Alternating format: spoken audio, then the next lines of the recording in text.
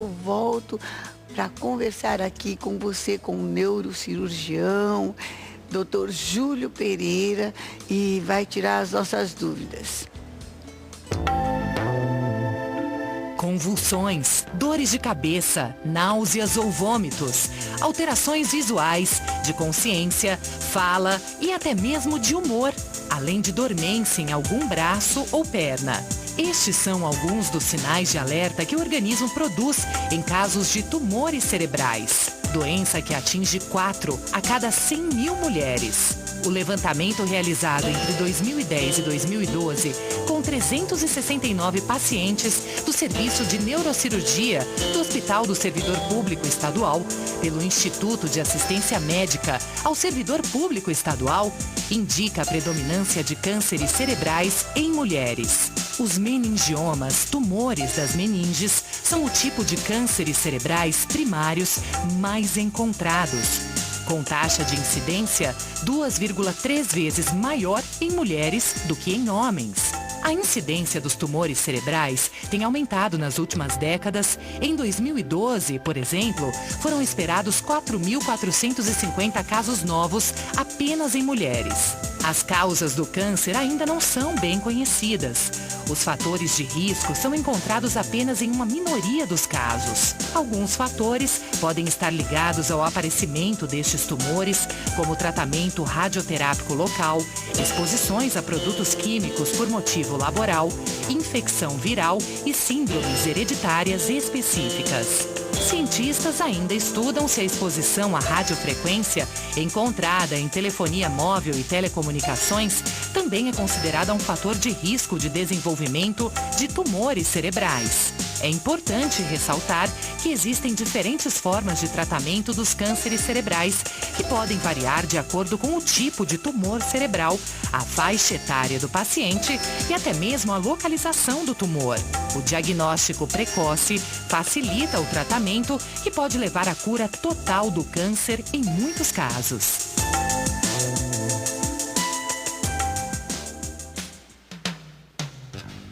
Para falar mais sobre isso, hoje nós, no Pergunte ao Doutor, estamos trazendo o Dr. Júlio Pereira, que é neurocirurgião especialista em neurocirurgia, membro titular da Sociedade Brasileira de Neurocirurgia e em radiocirurgia e neurocirurgia funcional pela Universidade da Califórnia em Los Angeles e nos Estados Unidos, claro, autor de 2 livros, Após um Tumor Cerebral e Escrito em Letra de Médico. O Dr. Júlio faz parte da equipe do professor Dr. Raul Marino Júnior no tradicional Hospital Beneficência Portuguesa aqui de São Paulo e atua também nos hospitais de São José e Hospital Sírio-Libanês. É reconhecido por seu atendimento humanizado. Tudo bem, doutor Júlio? Tudo Nosso ótimo. bom dia. Bom dia, Anderson. Bom, eu vi aqui pelas estatísticas que o câncer, o tumor cerebral, ele tem assim uma incidência maior nas mulheres. Por quê? Isso é bem interessante, né? A principal informação que a gente pode dar é que as mulheres, elas vivem mais que o homem. Essa é uma informação importante, né? Então elas têm uma possibilidade maior de ficar doente. Sem dúvida. O outro aspecto importante é a relação hormonal. Então, muitos desses tumores cerebrais, ele tem receptores hormonais. Principalmente, por exemplo, o meningioma, que foi citado no início do programa. O meningioma, ele é um tumor como? Meningioma é que se aloja onde? Isso é importante a gente mostrar. A gente tem a caixa craniana, né? Então, abaixo da pele, o que a gente palpa aqui rígido é a caixa craniana. Tá. Abaixo da caixa craniana tem o encéfalo. Tá. O encéfalo, ele é todo protegido pelas meninges. Então, seria uma pelezinha. Uma pelezinha, isso, tá, que protege o encéfalo. O encéfalo é o órgão mais importante da gente, então ele é todo protegido, né? Pelo crânio e pela meninge. Então, essa meninge, se alguma célulazinha tem um crescimento anormal, dá um tumor conhecido como meningioma. Nossa, então espalha em todo. Geralmente num determinado local, mas pode ocorrer em qualquer local. Em qualquer local. Isso. Então, esse meningioma, me fala então desse daí. Isso. Por que é maior nas mulheres? Isso. O meningioma especificamente, ele é um tumor que ocorre nas mulheres, mais comum entre 40 e 60 anos, é o período de descoberta. Então ele é um tumor benigno, o crescimento é lento e ele tem alguns receptores de progesterona e de estrógeno, que é o hormônio das mulheres. Ah, então quem, por exemplo, está fazendo uma reposição hormonal e tem uma tendência a isso, de repente está até alimentando. Essa pergunta é muito importante, que quando a gente encontra na mulher e a mulher está perto do período da menopausa, a gente informa, geralmente esses tumores param de crescer e se estabilizam. Então, o tumor benigno, o tumor cerebral, a primeira decisão do médico é, vai precisar fazer uma abordagem ou não? Tá. Muitos desses tumores a gente encontra e a gente só acompanha. Só acompanha mas qual que é o sintoma? Isso. O sintoma mais comum é a dor de cabeça, né? Nosso crânio é uma caixa fechada. Então, qualquer efeito de massa, qualquer lesãozinha que vai crescendo, pode dar essa dor de cabeça. Então, o mais importante que o médico vai imaginar quando se refere a um tumor é, número 1, qual o tipo de tumor? Então, a gente tem dezenas de tipos de tumores que podem afetar o cérebro. Número 2, qual a localização desse tumor? Existem localizações que a abordagem cirúrgica é mais simples. Por exemplo? Isso. O meningioma, que é o que a gente está citando no início, ele é um tumor que dá convexidade do cérebro. Então, ele está nessa região superficial, abaixo do osso. Então, um tumor que está superficial, a abordagem cirúrgica envolve menos riscos. Tá. Uma mais profunda, é claro, que envolve riscos maiores. Isso. E o nosso cérebro, cada regiãozinha tem uma função. Que outros hormônios podem alimentar tumores cerebrais? Isso. Por exemplo, tumores específicos das mulheres, né? O CA de mama pode dar metástase. Hoje em dia é muito interessante isso. Todo mundo tem impressão, né? O tumor está acontecendo mais, né? Uma frequência maior, né? É verdade, doutor. A primeira informação é, os exames são recentes. Então, se a gente for imaginar tomografia e ressonância, a tomografia década de 70, a ressonância se popularizou na década de 80. Então, é muito recente, né? Chega ao Brasil, final da década de 80, início da década de 90. Então, hoje, a primeira informação, a gente descobre muito mais. Antigamente, as pessoas tinham as doenças, faleciam e ninguém sabia o que era, né? Ah, tá. Então, hoje o diagnóstico, né, você tem um diagnóstico muito mais rápido. Eu estava vendo aqui que há várias coisas que podem desencadear, inclusive celular. Isso. Há uma discussão grande, ele não se fechou. Não. Tudo em medicina, a gente tem evidência científica, né? Então, começou uma discussão muito grande porque, potencialmente, a radiofrequência poderia predispor algumas lesões, mas isso não está comprovado. Houve uma mudança e um debate muito grande no ano passado, porque um órgão americano mudou o celular como algo que com certeza não dava câncer para uma possibilidade, mas ainda não tem evidência de que realmente predispõe câncer. Tá. Esse perto do ouvido, tudo. O Tex não, o Tex fica mais longe. Essa é uma discussão que ainda a medicina não bateu o martelo ainda, né? Se tem incidência ou não. O que ocorreu e gerou debate... O que mais pode provocar? Fumo, álcool, o que mais? O primeiro fator é o fator genético, né? A gente na medicina sempre divide fatores modificáveis e os não modificáveis. Infelizmente, os não modificáveis a gente não pode agir. Então, o genético é um dos fatores mais importantes. Tá. Quais são os modificáveis? O cigarro, principalmente. Então, o câncer, a gente falou do câncer de mama, é o mais comum nas mulheres, e que pode mais dar metástase, e o segundo é de pulmão. E o câncer de pulmão é muito relacionado ao cigarro. Então, se existe um fator que para se afastar e causa risco de câncer em diversos órgãos, é o cigarro. O número 2 é a radiação. Então, a radiação gerada por um raio-x, muitas vezes por uma tomografia. Pessoas que trabalham na área. E hoje em dia a gente está fazendo muito mais exames, né? Principalmente esses exames que envolvem raio-x, a gente tem que ter um cuidado muito grande. E outros agentes químicos, que é mais difícil a gente ter contato com eles. Então, outro dia eu estava vendo uma reportagem, não sei se estava vendo uma reportagem, eu estava lendo, que quando a gente tira uma radiografia, enfim, que a gente deveria pedir também um protetor aqui para o pescoço, porque isso tem feito com que pessoas que têm que fazer um acompanhamento, de repente, radiológico, a algumas enfermidades assim, ficam expostos e aparecem, então, tumores na tireoide. Confere, não? Hoje é um controle muito grande, né? Quando você faz o exame esporádico, não há necessidade. Mas todo profissional que trabalha nessa área, ele mede a quantidade de radiação. Então, o ideal é você seguir a rotina do serviço. Então, o serviço te orienta quando você vai precisar de uma proteção específica. E quem específica. vai tirar pode pedir, então, proteção também para o pescoço. Isso. Pergunta ao serviço, cada serviço ele entende a dose de radiação que é dada no exame. O que a gente tem que se cuidar e se preocupar muito é a quantidade.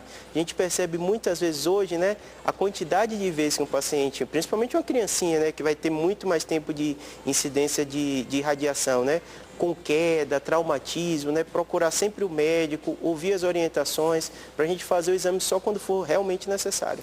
Produtos químicos, tintura, enfim, todo tipo de química que a mulher põe na cabeça, né? Afeta, tem algum tipo de dano? Porque esses produtos, eles têm que ser usados, tipo, 20 em 20 dias, sei lá. Tem algum tipo? Historicamente, a gente aprendeu muito, né? Desde a pintura, que antigamente envolvia algumas substâncias que poderiam lesar o ser humano, hoje é um controle muito grande, né? Todo produto que as pessoas utilizam, que as mulheres, produtos de beleza, elas têm uma autorização. E isso envolve órgãos reguladores também. Então, dá uma segurança muito maior. Óbvio que a história mostra que a gente aprende com o tempo, né? Então, muitas vezes, algo que não é tido como lesivo... O formol? O formol, a princípio, eu não tenho nenhuma informação dela gerar um tipo de câncer. Óbvio que a pele, né, alguns outros cuidados são necessários. A maioria, quando a gente fala produtos químicos, são produtos relacionados com a indústria. Então, a maioria dos estudos que a gente identificou existia uma indústria em uma determinada região e começou a se fazer estudo e percebeu incidência maior de tumor em pessoas que moravam próximas àquelas regiões. Então, são esses casos. Doutor Júlio, a gente está vivendo uma catástrofe agora em Santos, né? Aqueles tonéis imensos lá, incendiando de uma forma que não tem como, né, apagar aquilo ali, o ar está pesado. Isso pode trazer algum dano? Pode ser uma suspensão. É difícil a gente afirmar agora nesse momento, né? Porque eu não tenho informação de que conteúdo quais são as substâncias, até porque a gente sabe que o combustível existe diversos tipos, né? Os fatores hoje que a gente sabe está muito comprovado, que a gente fala do cigarro, você imagina só quem fuma, né? Mas o fumante passivo também é importante. O que convive nesse lugar. O que convive nesse lugar. Crianças que às vezes os pais fumam, ambientes que existem pessoas fumando, todo esse cuidado a gente tem que ter numa intensidade muito grande. E o segundo aspecto muito importante teve um sintoma, procurar o seu médico, né? Hoje em dia no Brasil a gente vê que as pessoas procuram os especialistas, né? Então, tem uma dor de cabeça, eu quero um neurologista, eu quero um neurocirurgião. O mais importante é ela ter um médico que acompanhe ela, que é o médico generalista. Então, todo paciente que me procura muitas vezes com sintoma, informa quem é seu médico de base, quem é o seu médico da família, quem é seu clínico, que é o profissional que conhece o paciente. E vai encaminhar. E ele consegue identificar melhor o sintoma, que é um sintoma. A dor de cabeça é muito comum, né? 40% da população. A dor de cabeça provocada por tumor, ela tem alguma coisa assim diferente da outra? Ela é diferente. Como é que ela é? Para você ter uma ideia, a gente chama sinais de alerta, né?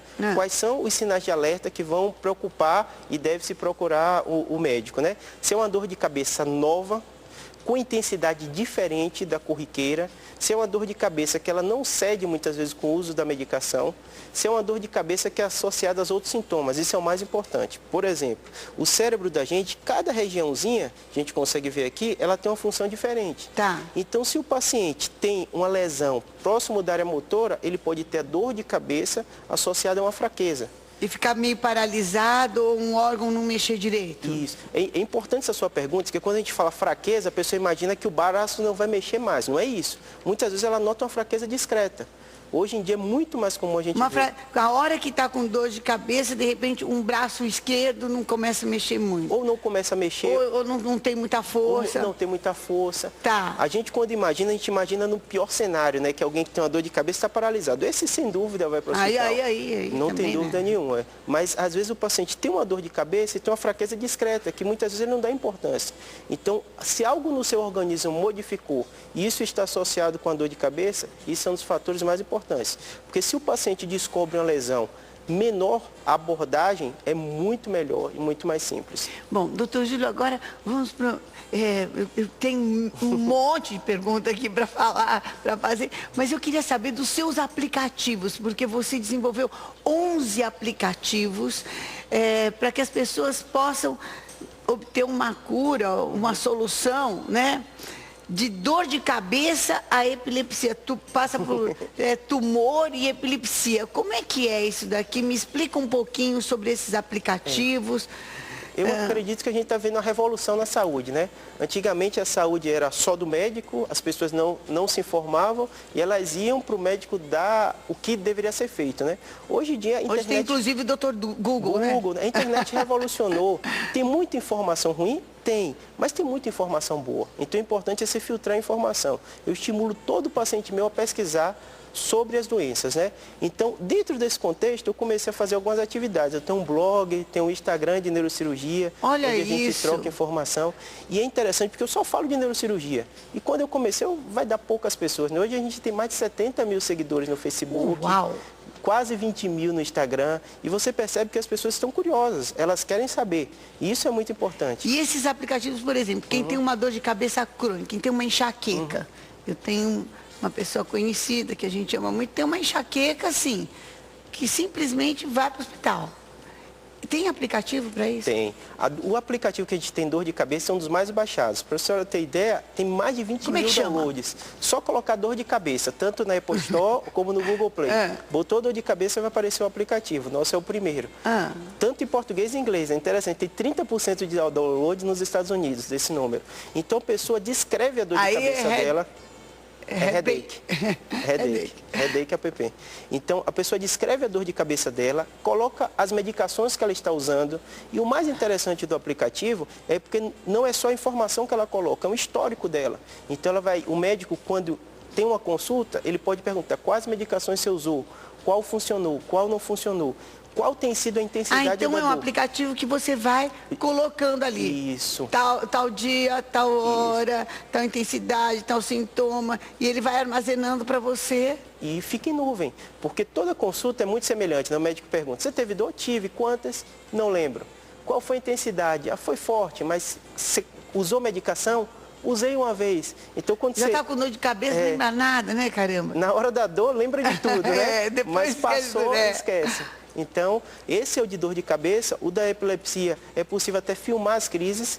Então, muitas vezes o paciente tem uma determinada alteração. É uma alteração que não é aquela crise típica que a gente imagina, que ela cai, perde a consciência. É uma alteração discreta. E muitas vezes isso ajuda a gente a informação ao médico. Podendo ficar em nuvem, fica no celular da pessoa, ela faz o login dela e pode mostrar ao médico. Vocês estão vendo, né? Você está vendo isso. Então, não tem desculpa para você não se cuidar, para você não buscar, né, um cuidado, um apoio científico. A ciência é um dom de Deus. E ela tem que estar a serviço daqueles, puxa vida, de todos nós. Então, tá aqui, eu tenho tanta coisa para perguntar. Eu sei que o mal de Parkinson agora já tem uma cirurgia que pode, inclusive, não é verdade? Melhorar muito. Melhorar muito, às vezes, em certos casos, até eliminar os sintomas, né? Os sintomas e tudo.